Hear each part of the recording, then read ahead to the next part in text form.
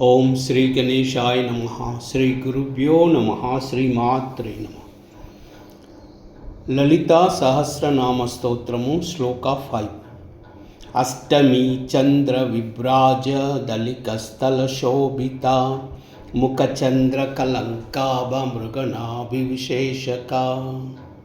अष्टमी चंद्र विभ्राज दलिकस्थल शोभिता मुखचंद्र कलंकाभ मृगनाभिविशेषका। अष्टमी चंद्र विभ्राज दलिकस्थल Sobhita मुखचंद्र कलंकाभ मृगनाभिविशेषका। 15th name। अष्टमी चंद्र विभ्राज दलिकस्थल शोभितायै नमः। 16th name। मुखचंद्र कलंकाभ मृगनाभिविशेषकायै नमः।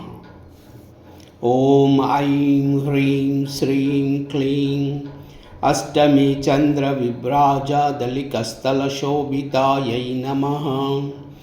ओम ऐं ह्रीं श्रीं क्लीं मुखचंद्र कलंकाभ मृगनाभिविशेषकायै नमः।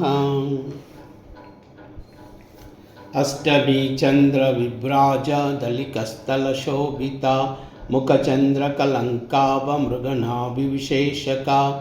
अष्टमी चंद्र विभ्राज दलिकस्थल शोभिता मुखचंद्र कलंकाभ मृगनाभिविशेषका।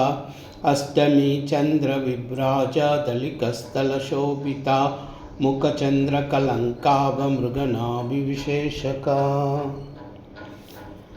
ॐ कैलह्रीं सकलह्रीं सकलह्रीं